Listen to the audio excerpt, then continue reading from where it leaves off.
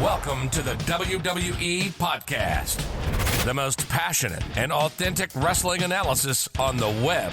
We've got you covered with every Raw, SmackDown, and NXT show, giving you a no bullshit opinion. We know you love wrestling. We do too. So let's get this show underway. And that's the bottom line. What? 'Cause Stone Cold said so.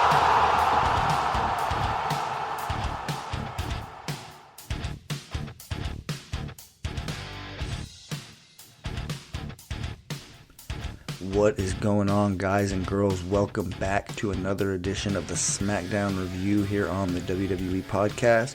As always, I'm your host, Michael Ritter, and today we're going to be talking about the SmackDown that aired on December 18th, 2020, the true go-home show for the pay-per-view TLC coming up this Sunday. So before we get started though, guys, I want to apologize beforehand for this show being a little bit different than the SmackDown reviews that I normally do. And a lot goes into that, actually. Excuse me. Basically, as I'm sure all of you know and probably are experiencing somewhat yourself, December is a very busy month just as far as people's personal lives go, especially weekends. For instance, last week, obviously, I had the wedding on Saturday.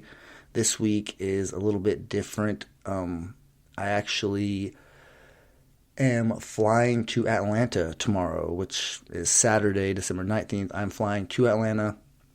For those of you that don't know, if you follow me on Twitter, you probably are well aware I'm a pretty big Atlanta Falcons fan. I normally go to multiple games a year. However, with the circumstances this year, I obviously could not do that.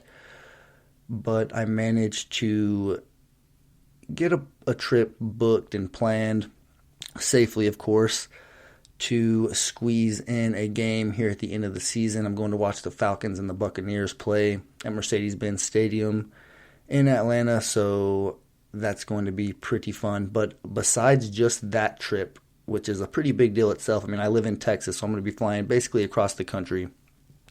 Friday night, which is the night of SmackDown, December 18th, was actually my company Christmas party. So I couldn't skip that, obviously.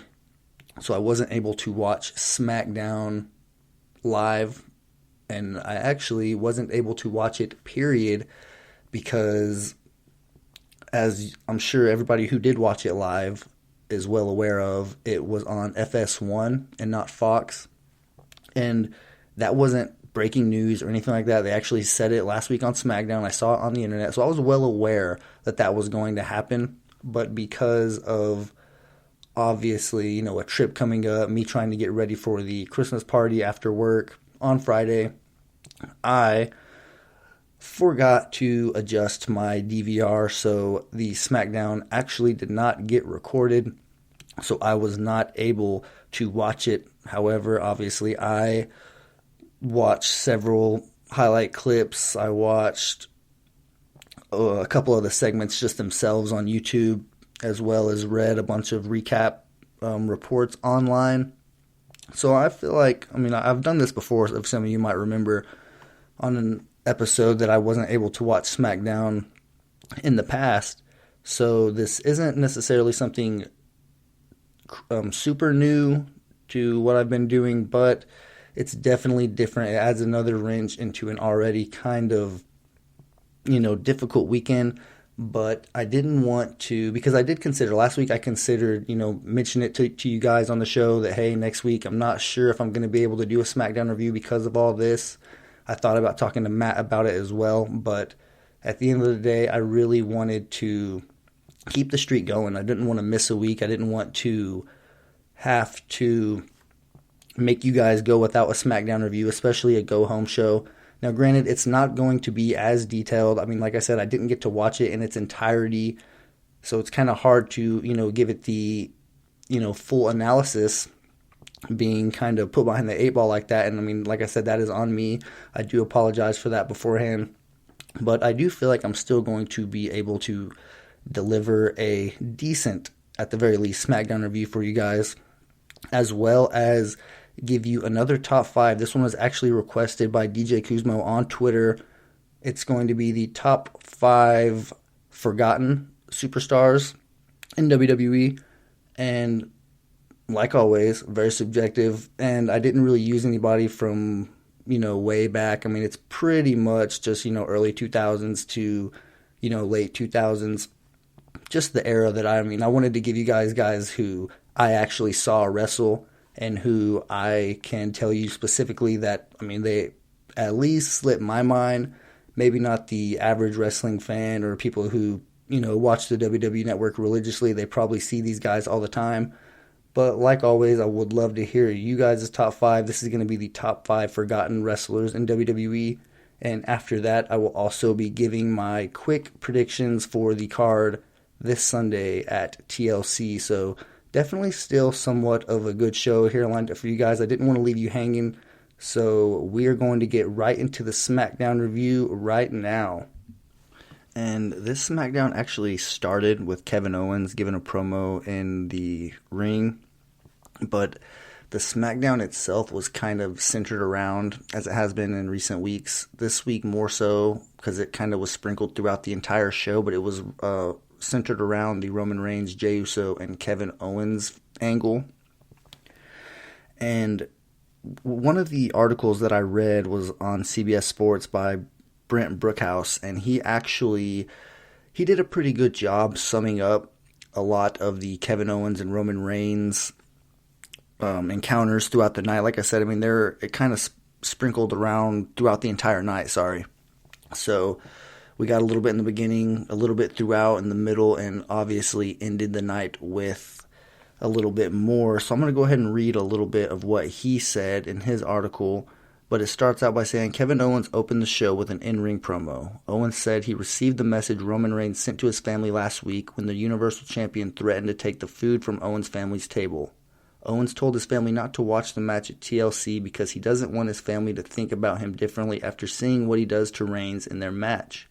Paul Heyman's interrupted to remind Owens that Reigns operates on his own time and said he was wrong when he accused Owens of being a masochist. Instead, Heyman said, Owens is a martyr who will stop at nothing to prove his point, and that makes him dangerous. Owens had heard enough and said if Reigns wasn't coming to him, he would go to Reigns. And after a commercial break, Owens was backstage at Reigns' dressing room where Adam Pearce begged him to wait for Sunday. Owens brushed him aside, but as he hit the door, Reigns' music hit in the arena,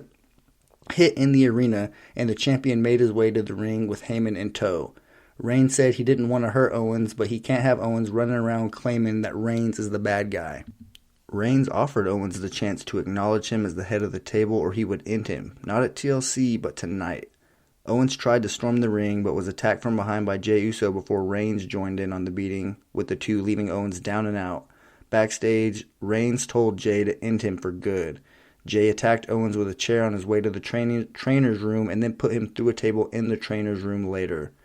Reigns was out one last time to close the show, entering the ring to say he didn't understand why, if you were given the opportunity, to be in a championship match with him, you would blow the opportunity. Reigns said this is an opportunity to elevate yourself to the next level, only for Owens' music to hit and Owens to limp his way to the ring. Owens took out Uso with a chair before attacking Reigns. Before Owens could hit Reigns with a stunner, Uso returned to the ring to hit a super kick. Reigns followed up with a spear and Uso brought tables into the ring. First, Uso slammed Owens through a table, then Reigns hit a Samoan drop through another. Reigns buried Owens under a pile of tables before throwing ladders on top and ending with a series of chair shots. Reigns was about to be interviewed backstage, only to see Owens sit on a chair in the ring and close the show by saying Roman can't keep him down and he'll either win the Universal title or die trying. Man, that was tough to get through. Seems like reading at 2:30 in the morning is definitely harder than it seems. But anyways, this encounter, or night full of encounters, I should say, I don't feel like did much or did anything different than we've seen the last 2 weeks in this specific program. I am happy that Owens is involved in something consistent and meaningful. I mean, this is huge. This is probably the biggest thing he's been in a very long time. So I'm definitely glad to see that. But nobody in their right minds expects Owens to go over here. They're just thankful that he is involved. myself included. I am a pretty big Kevin Owens fan. I wasn't whenever he first got called up to the main roster. I will admit that. He's definitely grown on me as I've been more familiar with his work and gotten more familiar, or I don't know, reintroduced to WWE, or at least a new version of WWE, because he came back, around the same time. I mean, I was still pretty new to the current product, that is, like with NXT and all that stuff. I really wasn't too familiar with Kevin Owens. So whenever I did get familiar with him, I realized that he is legit, and he's been buried lately. There's no other way around it. He has not really been able to get off the ground until this Roman Reigns feud. So although he is very likely to take a loss at TLC, they don't hand out moral victories in WWE, but you can definitely take something from this and know that maybe Kevin Owens is starting to be more of an asset in the eyes of creative on SmackDown or WWE as a whole. I mean, it's no secret he does not fit the mold of Vince McMahon's idea of a top star in the company, but Kevin Owens is one of the guys who has gotten over with the fans on his own.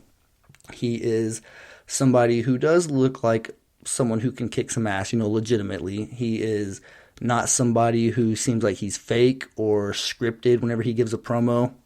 He seems like he's actually giving you a little bit of his real personality. So that's something that I feel like draws people to Kevin Owens. And Roman Reigns is just the perfect dancing partner right now. He's going to make anybody...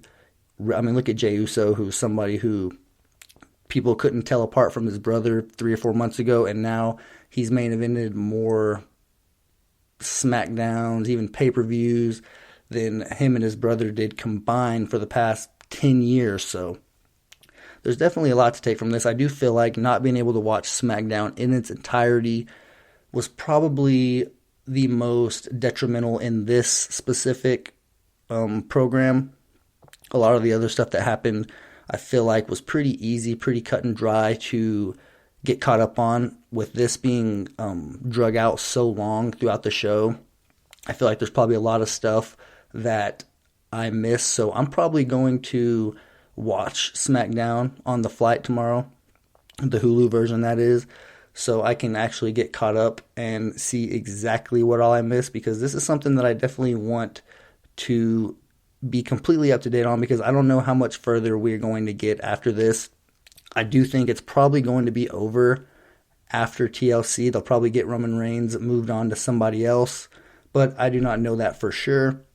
So we can just assume as of right now that TLC could very likely be the last match in this program with Kevin Owens and Roman Reigns.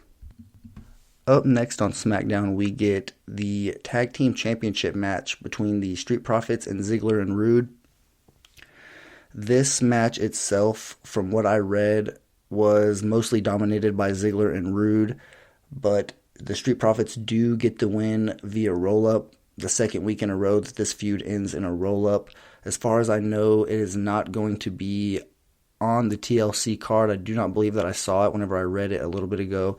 So with this match ending with a roll-up and Ziggler and Rude complaining to the official after the match that the Street Profits pulled their tights to win, they're probably going to go up to Adam Pearce next week on SmackDown, or come out to the ring complaining, or do something, maybe just attack the champion themselves to somehow get another match with those tag team championships. As you guys are well aware of, there's not really a whole lot of tag teams to choose from, so I don't really know. I mean, the tag team championships not being on the TLC card should say enough. They gave us that match 2 days before, whenever they really didn't have to. So yeah, that tells you really all you need to know about that. Next, we get Ruby Riott and Liv Morgan, the Riott Squad, versus Billie Kay and Tamina. And this match was another pretty quick one. The Riott Squad win with a missile dropkick flatliner. This is kind of another just thrown together tag team for the Riott Squad to beat. Last week it was Natalya and Billie Kay. I think, yeah, that's what it was, Natalya and Billie Kay. So now Billie Kay gets another chance with a new tag team partner, and it doesn't work. So maybe they'll just continue to give her random tag team partners. I mean, it's almost like they should not have split her up with her old partner. I mean, am I wrong for thinking that? If that seems like all they're trying to do is put her back in a tag team, then what was the point in splitting her up whenever she had, I feel like, some excellent chemistry with Peyton Royce, and they were a legit tag team who won the tag team titles at freaking WrestleMania. So, I mean, I really don't know. I feel like they didn't really have a plan there. They just split them up in the draft for no particular reason. And I feel like it's probably hurting Billie Kay a little bit more than it's hurting Peyton Royce, although Peyton Royce isn't doing anything too special on Raw either. But I know I speak for myself and probably several others whenever they say that the Iconics were a tag team that should not have been split up. But, of course, they were. And after the 2 tag team matches, we get Carmella hosting a champagne testing, quote-unquote. That's what she called it. Basically, she said that she would be picking out her championship champagne. And she also said that she's better than Sasha because the champion is mentally weak and over her head holding a title this long. Before she can say much more, Banks does come out and attacks Carmella from behind and the gentleman who she was with, but that ends up giving Carmella the opportunity to hit Sasha, that is, in the back with another bottle of champagne, similar to last week. This is basically them treading water here, just basically to get us to TLC. I think that they can only get so brutal and get us a certain amount of excited before they reach the limit this close to TLC whenever you're going to have a match that brutal. They are doing a good job, though, making Carmella look like she does have a vicious side to her. So maybe we can expect her to do something pretty bad to Sasha Banks this week. I don't want to give away my individual predictions at the end of the show, but this is a match that I am very interested to see how it goes. I know that I've heard multiple people say that this is going to be a tough card to try to predict. I agree. A lot of people expect, just because December is kind of a dead time in WWE, that they're not going to do anything too different. They're kind of just using things as stepping stones to get us to WrestleMania season, Royal Rumble season. But this is a specific match that I'm very interested to see how it ends. But moving on here, we get Otis, who beats Shinsuke Nakamura, who, just reading that, I actually had to read that again. That is actually pretty crazy. I would not have ever expected I would just say that. But yes, Otis beats Shinsuke Nakamura with a Vader bomb. And I guess Gable stopped him in the middle of his caterpillar and told him to do suplexes. And Otis does eventually get the win, like I said, with the Vader bomb. But later in the night, Gable told Otis that he should have hit the caterpillar. And he should do what he means, not what he says. That's pretty, it's kind of like last week. It's really confusing. You don't know what Gable is doing, but now at least Otis is getting the win. So, I don't know. This is something that they just completely threw a curveball at me last week with where I thought it was going. I thought we were going to maybe see a little bit more of the Alpha Academy, if that's what that whole gym area was, where Otis was basically just getting the hell beat out of him by a bunch of workout equipment by Chad Gable. So I don't really know if that itself was the Alpha Academy. I'm not trying to get too off topic here, but now that I'm thinking about it, I am curious if they're going to give us a little bit more into that, or tell us exactly what that is and what he's putting Otis through. Because if in these matches it's looking like Chad Gable is kind of maybe blowing smoke up Otis's, I can only imagine what the actual training sessions are like. And now that I think about it, with him hitting him with those medicine balls, this entire thing could be a big joke to Chad Gable, or just a way for him to, I'm not sure what his motives would be to get at Otis. So that's why I'm saying this is something that I literally have to see develop for me to really get a full opinion, or at least a little bit more. I don't want to, look back at it in hindsight and say, well, that's what happened. But this is just something that I will admit I am very very thrown off by, to say the least. But anyways, moving on here on my notes, I see that Sami Zayn hosted the Sammy Awards, the first annual Sammy Awards, and he gives himself the award for Comeback of the Year and Match of the Year. And Sammy read Big E's name for Superstar of the Year after Big E mingled with the cards earlier in the night, and they get into a scuffle before. This is another match that I'm actually pretty surprised is not on the TLC card, being that it's for the Intercontinental Championship as far as the feud itself. And I just expected that with how they presented it the last few weeks, they actually gave it a lot of focus. Sami Zayn and Big E being backstage, even maybe having a little bit of in-ring encounters as well. I was pretty sure and confident, to say the least, that match would be at TLC, but with how they just give away championship matches on SmackDown, for all we know, it could literally happen next week.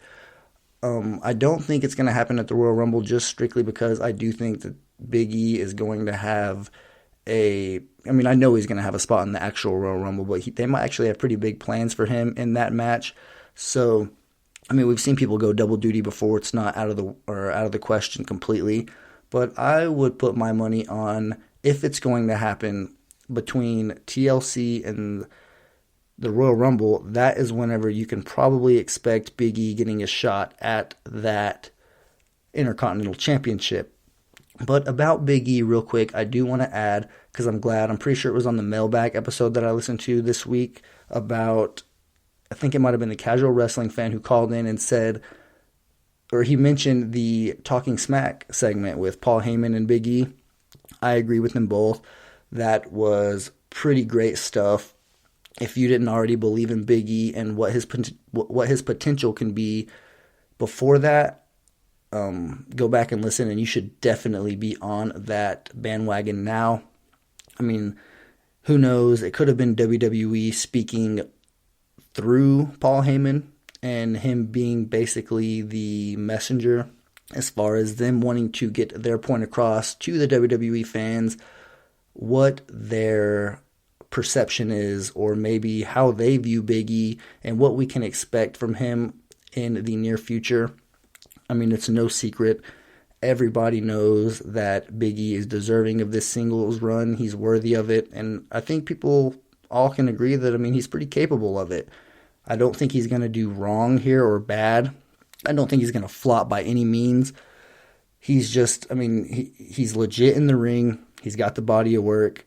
Like Matt said, and I didn't really think about it until I actually had somebody say it, but Big E is definitely already a surefire Hall of Famer whenever you consider the New Day as a group. So, he is no slouch by any means, but I do think that, as far as the Intercontinental Championship goes, it might just be at the wrong time with it being so close to the Royal Rumble, because that just might be something that Big E might want a little bit more, getting that shot at the World or the Universal Championship or the WWE Championship at WrestleMania. But like we've said, we've seen people do double duty before at the Royal Rumble, and we've also seen people hold multiple championships. So nothing is out of the question yet. But if you haven't already seen that Talking Smack segment with Big E and Paul Heyman, please, you are doing yourself a disservice. You have to go watch that as soon as you can.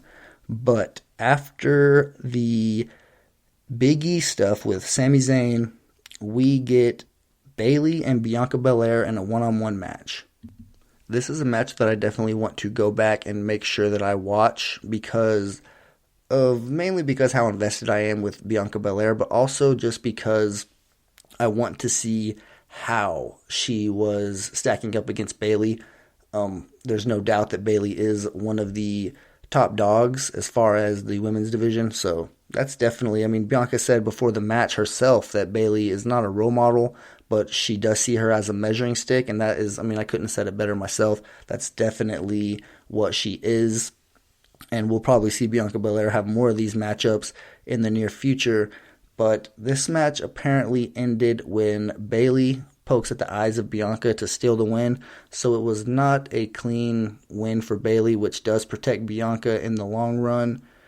You just kind of wonder what they're doing here. I mean, this kind of has, I mean, it has the feel of like a kickoff show match, but I mean, obviously these two women are both their caliber is way higher than a kickoff show. So I just think that with neither one of them being involved in the women's championship picture that's being taken right now by Carmella and Sasha, this is kind of just something to fill time on SmackDown. Not necessarily worthy just yet of a pay-per-view match, but we can kind of expect Bianca Belair to be closer and closer to that picture. Or at least me, myself, I can expect her to be closer to that women's championship picture the closer we get to Royal Rumble and WrestleMania. I'm still on that bandwagon. I think she has a big push coming, but I can be very wrong there. I hope I'm not, because she has all the potential in the world to do that, and I am desperate for new women at the top of the women's division. I mean, for the past like 4 or 5 years, I mean, it's been the same thing. Becky Lynch, Charlotte, Alexa Bliss, Sasha Banks, Asuka. I mean, there's nothing wrong with those women at all. I mean, they're all great at what they do, but I think that it could definitely use some new faces, some new rivalries. NXT is probably someone, I think it might have been Triple H, came out and said that they have the best division or the best women's division in the company, and he probably meant the entire industry. He might not have been wrong. NXT is completely stacked in their women's division, so it would not hurt maybe to bump up a couple of those and get them on SmackDown and Raw to help out the main roster a little bit. Although I'm sure NXT fans are telling me to shut up because they do not want that to happen, as WWE has fumbled many of the NXT stars once they get moved up to the main roster. For example, Shinsuke Nakamura, who just took a loss to Otis earlier in the night. But I do apologize again, guys, for the SmackDown review being so summed up and quick. Like I said, I didn't get to watch it in its entirety, and I know that's a disservice to you guys. So I definitely do not want this to be like a regular thing, and it is not going to be. Sometimes I feel like the bad luck just follows me around when it comes to this stuff. I swear, never have a problem watching SmackDown for 3-4 years, and as soon as I start doing this, I've already had like 3 hiccups happen, but I'm not worried about it. I know things are going to get back to normal once the new year happens. This is always kind of a busy time of year, like I said a little earlier, so I am not really worried about that, and I didn't want to leave you guys hanging at all. You know, I didn't want to leave you guys with nothing. I know Matt's probably going to do a weekend review as well as his prediction show, so you guys are going to get, more SmackDown analysis. I just wanted to make sure that I came through for you guys, and I already had a top 5 planned, so I wanted to make sure to at least cover the bases for SmackDown. So, like I said, we have a top 5 to get to, so we will get to that right now. And like I mentioned a little bit earlier, this is actually a listener suggestion for the top 5. I've been clamoring for you guys to give me these, and somebody finally did. So shout out to DJ Kuzmo for coming in clutch. This is the top 5 forgotten superstars, mainly from the early 2000s to the late 2000s, the era that I was really familiar with. I didn't want to go pick a guy from the 80s or 90s and not have any personal experience watching him. So I wanted to give you guys a little bit more of a list that I can relate to myself. And when doing some research for some of these guys, there are some things written about them for a few of them. I'm not going to give you, a paragraph for all of them. Some of them, I just wanted to put their name on here because, I feel like they belong on there. But others, probably going to read a little bit because the stuff that was written about them, I feel like might be a little bit insightful. But a couple honorable mentions here for the top 5 forgotten superstars. Number 1 is Maven. Maven is a guy who didn't really have a memorable WWE career, but if you watched right before the Ruthless Aggression era kind of started, just right around that 2002, 2003, maybe a little bit earlier, because he was actually the first Tough Enough winner. And he had the memorable moment in the Royal Rumble where he eliminated The Undertaker, and The Undertaker followed up by taking him through the crowd and up to the concession stand and beating the absolute hell out of him. So that's one thing that I remember about Maven. Another one is the Hurricane and the superhero in training, who was Rosie, Roman Reigns' older brother, for those of you that don't know that. The Hurricane is somebody who has made an appearance on Raw recently, if I'm not mistaken, in the last couple years. But I feel like the Hurricane, whenever he was in his quote-unquote peak, as the Hurricane with the superhero in training, I feel like the crowd was a little bit behind him. I mean, he had that, that comedy side to him, kind of like R-Truth does now. It was a little bit different back then, but he had that thing where people were actually excited to see him. They didn't hate whenever he showed up on his TV screen. And he was someone who he could legitimately wrestle. He was talented in the ring. So that is someone who, he might not be too forgotten on the minds of, most fans, or at least fans who pay a lot of attention to WWE.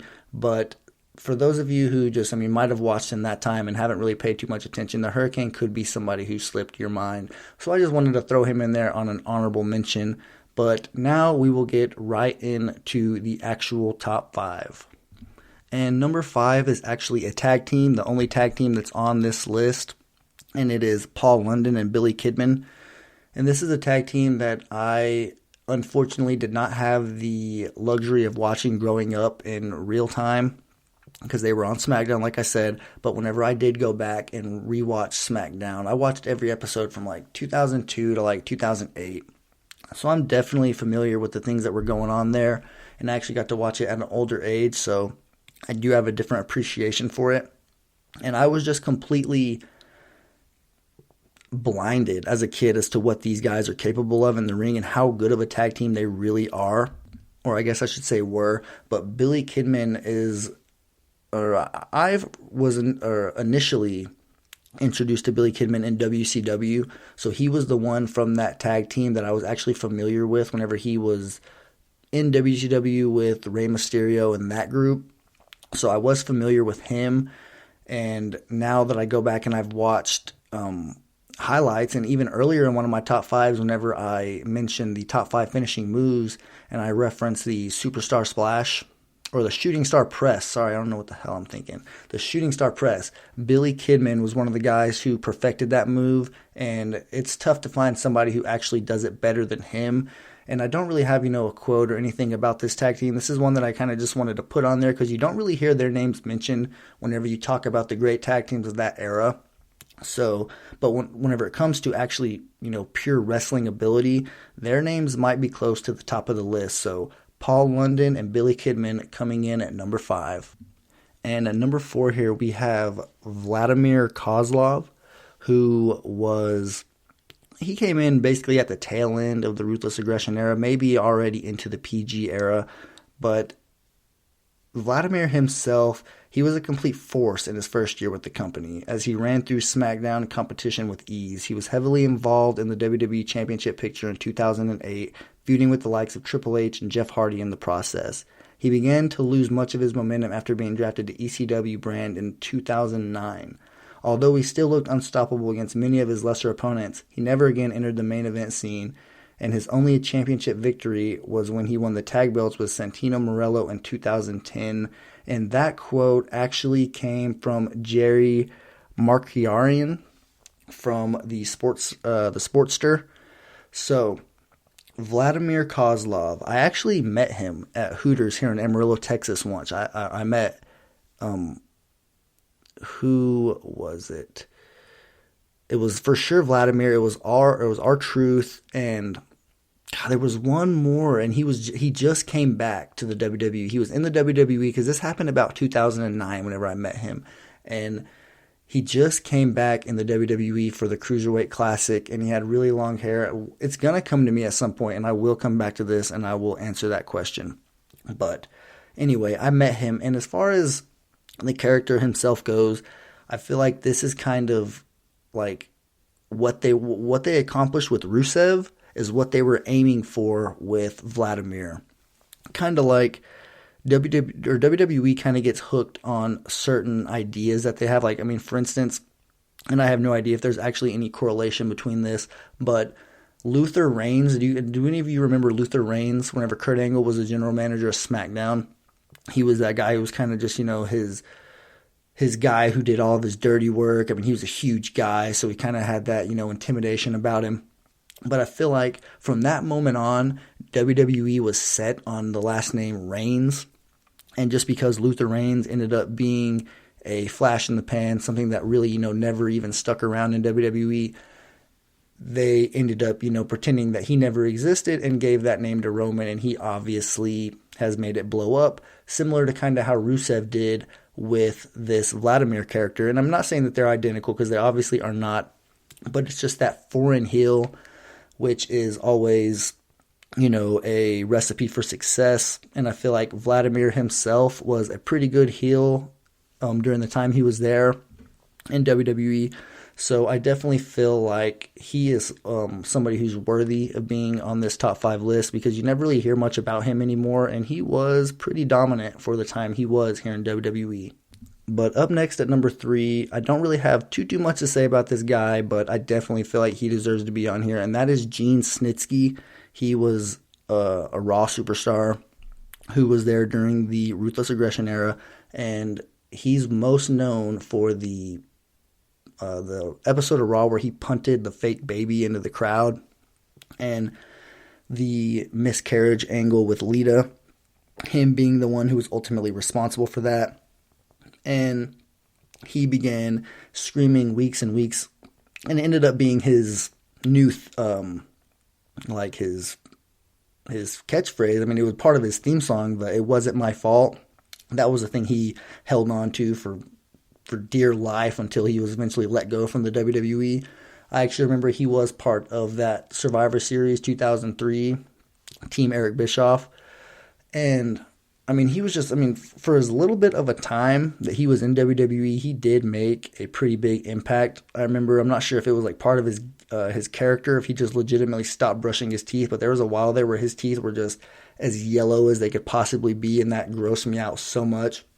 But I might have Gene rated a little too high on this list, but he is somebody who I feel like never ever gets talked about, and maybe for good reason. I mean, like I said, he didn't really do anything in WWE. I'm not sure if he held any championships at all, but he was from an area, and he was, luckily for him, he was tagging along with some pretty big names whenever he was around, like being able to be involved in the Kane and Lita angle. And then I think he did go over to SmackDown eventually. I'm not 100% sure on that, so I don't want to get into anything that I'm not sure on. But Gene Snitsky himself deserves to be on this list just strictly because how weird he was and the impact, I guess, he made on me for how little of a time that he was in WWE. So now that I'm thinking about it, I might have rated him a little too high, but I'll stick with it right now at number 3, Gene Snitsky. And here at number 2, this might be the first one on the list that has you guys saying, wait, what the hell? We just talked about this guy, and that is Muhammad Hassan. And that's because Matt had addressed this pretty great, actually, on a couple of his wrestling nostalgias. But there's actually a reason why he did that, and that is because there's probably a big chunk of the WWE fans today who aren't very familiar with Muhammad Hassan and exactly how big of an impact he had and his character had back in 2005. And basically, I'm going to read a little bit here from Bleacher Report's Graham Matthews about Muhammad Hassan. He sums it up pretty great, but he says, "Foreign heels make for the best villains in wrestling, and Muhammad Hassan was no exception. Upon his debut in 2005, Hassan was already the most hated heel in the entire company following weeks of his offensive vignettes being shown to the Raw audience. Sure, his gimmick might have been seen as stereotypical, but that's what made him such a major success. That would later be his downfall, but not before having an unforgettable WWE tenure throughout 2005. Hassan remained undefeated for the longest time and even went face-to-face with two of the greatest in-ring performers in history in the forms of Hulk Hogan and Shawn Michaels. He'd later be moved over to SmackDown as part of the 2005 WWE Draft Lottery, where he immediately rivaled with Undertaker upon his arrival. In a controversial series of events, Hassan was abruptly pulled from the television following a segment considered racial by the public that included Hassan and a handful of masked men ambushing Taker. Of course, the timing wasn't exactly smart either, as the London bombings just had happened at the time. Due to the overwhelming controversy surrounding the international incident, Hassan wrestled his final WWE match at the Great American Bash event, losing to the Dead Man. WWE was pressured by the CW network to never feature the Arab American character on television again, which led to his eventual release shortly thereafter. It was heavily speculated at the time that Hassan was in for a run with the World Heavyweight Champion, but due to said circumstances, that was never able to come to fruition. Nowadays, WWE is attempting to recreate Hassan in the form of Jinder Mahal, but are epically failing as a result. And that is pretty accurate. As far as the Jinder Mahal part, that is as watered down Muhammad Hassan as you can get. But like I just said, there is a reason that Matt had referenced this, and that is because this dude right here was absolutely hated. And if you don't know him, you have to know it. I mean, if you listen to the show, you probably do. So I feel like it was maybe kind of counterproductive to put Muhammad Hassan in this list just strictly because, I mean, it's the forgotten superstars and you guys just heard about him. But like I said, this is one of the guys who is without a doubt forgotten amongst the regular fans, and probably WWE is glad that he's forgotten, because this is probably one of the most, as you just read or heard me read, controversial angles that WWE has ever done. I don't think they'll ever go down that alley again. I mean, like we had just said, I mean, the furthest they'll go was Jinder Mahal, and that's not even close to how far they were going. Obviously, it's a completely different time. But this is just one of the things that WWE probably wishes that they could scrape from the WWE network and never have anyone new or any new eyes see this. But I feel like even though, as far as us WWE podcast listeners go, we're well aware of who Muhammad Hassan is, I just felt like he was still worthy of a high spot on this top 5 list.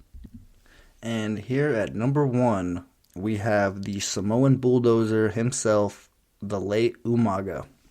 And this is someone who, off the top of my head, I remember had one of the most annoying managers or mouthpieces, whatever you want to call it. I cannot remember his name, but he said his name every single time he went out there. And as soon as you remember it, you'll be like, oh my God, I remember that guy.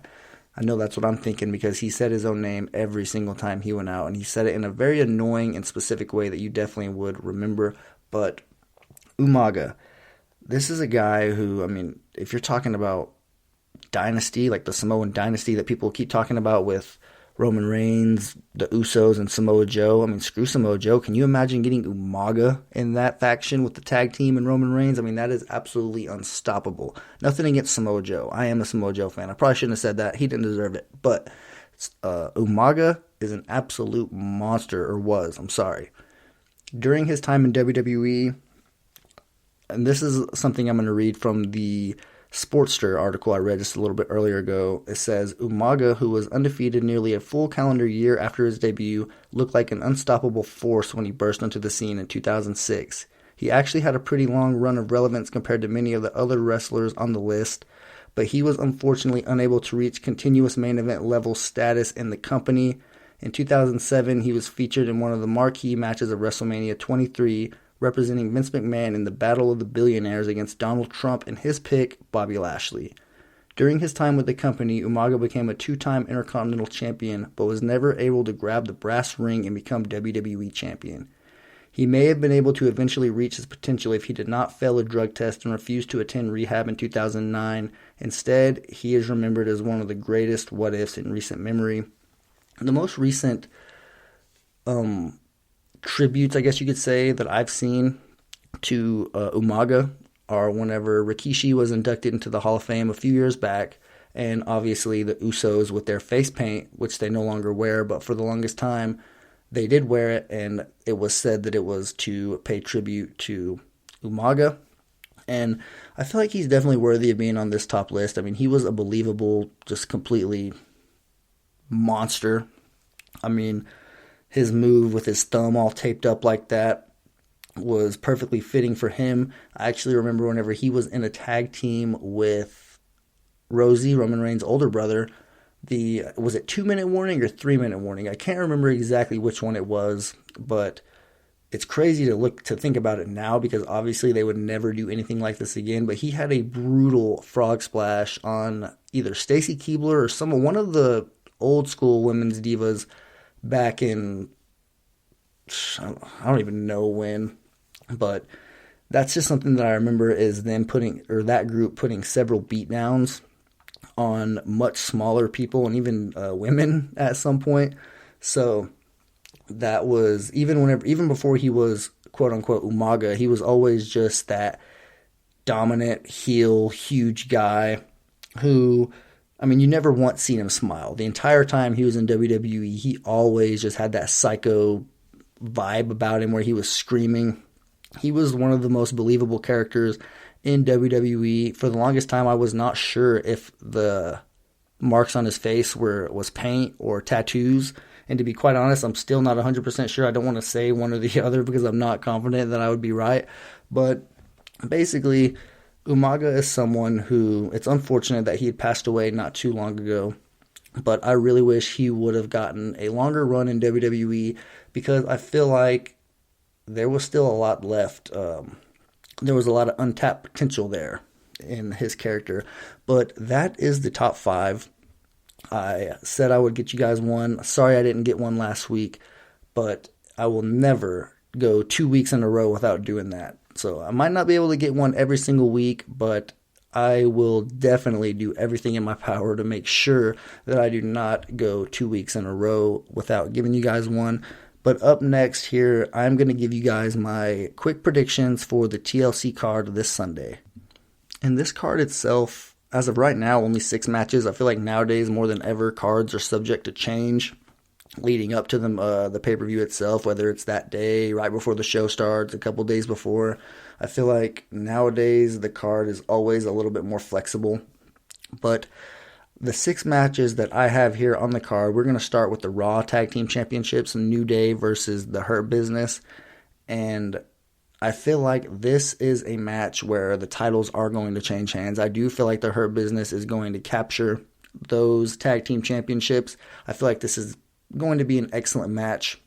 These teams work well together, but I think that it is all but time that the Hurt Business add a few more championships to their faction and just add a little bit more legitimacy. I mean, they're a big part of Raw. They're a big deal. They're featured multiple times. They have some legitimate wrestlers in their group, so why not give those championships to a group who hasn't really had them? The New Day does not need the championships to help them by any means. We just alluded to them being Hall of Famers, so it would not hurt to give the championships to the Hurt Business, no pun intended. But moving on to the other tag team championships, which is the Women's Tag Team Championships, which is Nia Jax and Shayna Baszler versus Asuka and a partner yet to be announced. I do not know who the partner would have to be for me to not pick Nia and Shayna. I feel like something fluky would have to happen for them two to lose. They're just too unstoppable of a tag team. So I do not see the championship switching hands there. However, the other SmackDown match for the women's champion, or the other women's championship match, which is the SmackDown Women's Championship, that one, like I alluded to earlier, I am not 100% sure. I am actually going on record to pick Carmella, though, to win the match and take the championship from Sasha Banks. It would be unfortunate for Sasha if that did happen, just because it would add to that narrative that she cannot defend the championship successfully. I know she did last week or a couple weeks ago against Carmella. Wasn't a clean finish, so I don't think that it would help her by any means if she did lose the championship. But I don't know, my gut is telling me that Carmella is probably going to take that title off of her this Sunday, but that is definitely still to be decided. Next, we have the Firefly Inferno match, which I am very excited to see how this works, how they're going to do it. It's probably the match I'm most excited for on the card. I 100% am picking The Fiend to win this. I don't think that Randy Orton is going to have what it takes to beat The Fiend. I feel like The Fiend needs this win more than Randy to add some validation to his character, which is still recovering, believe it or not, from the hurtful losses that he's had over the past, I don't know how long. I mean, when you just consider the Seth Rollins Hell in a Cell, which we all know about, losing the title to Goldberg. I mean, The Fiend, from being built up to a complete monster and the hottest thing in the entire wrestling industry as a whole. It's just crazy to see exactly what he's come to, but you can definitely build it back up. Just because you tore it down a little bit, you can definitely build this back up, and a win here would certainly be a step in the right direction. Moving on to the Universal Championship match, probably the most predictable match of the night. No one should be picking against Roman Reigns. There probably are people who do want Kevin Owens to win, and they might actually be crazy enough to predict him to win, but I do not see that happening. Roman Reigns is going to continue, and he is going to start by running straight through Kevin Owens, which leaves us with the WWE Championship match. Another TLC match. The Universal Championship match is a TLC match too. I should have mentioned that. So both of the top belts are TLC matches. I'm sure you guys all know that. But this one is Drew versus AJ Styles. And I just don't think it makes any sense to take the title off of Drew right now. I know it's definitely possible. AJ Styles is certainly a worthy opponent. He has Almost at his side, so that could come into effect, as well as the Sheamus whole little situation they got going on there. But if you're telling me to pick right now, I definitely think that Drew McIntyre is going to come out on top and end 2020 as the WWE Champion. But that is my predictions, the top 5, as well as the SmackDown review. I do, as always, appreciate you guys for listening. Once again, I'm sorry that the SmackDown review is a little bit different. I am going to do everything I can to not let that happen again, as well as start trying to record these things a little bit earlier so I am more, alert, whatever you want to call it. I don't want to be a lesser version or give you guys a worse version than you deserve. I want to make sure that you guys get the wrestling audio that you deserve. So, with that being said, I am about to close it up here. By the time you guys listen to this, I will probably be on an airplane or in an airport somewhere. You guys all know how that goes. It's not necessarily anything fun if you do it, the first time you fly, it's kind of fun, but after that, it's kind of like, oh my gosh, get this over with already. But I hope all of you guys have a great rest of your weekend. I hope you guys enjoy the pay-per-view. And I don't know, let's just have a great week. I'm excited to see what WWE does after TLC. That's another thing. I mean, after this, we're getting fully into WrestleMania season. So there's no better time to get into wrestling. This is whenever all of the fans who are kind of into it, who kind of want to come back, they're not sure. This is when they kind of start peeking in there, as Matt's alluded to, as most of us have probably been guilty of doing before in the past. I know I myself used to, whenever I went on my hiatus and stopped watching wrestling, I too would peek in around this time of year just to kind of see, you never know. If WWE can deliver, they might bring some of their fans back or bring some new fans in. This is always a time where eyes are on the product, so it makes all the sense in the world to deliver. But thanks again, guys. I always appreciate you listening. It means the world to me. I will be back next week for sure. So I will talk to you guys then.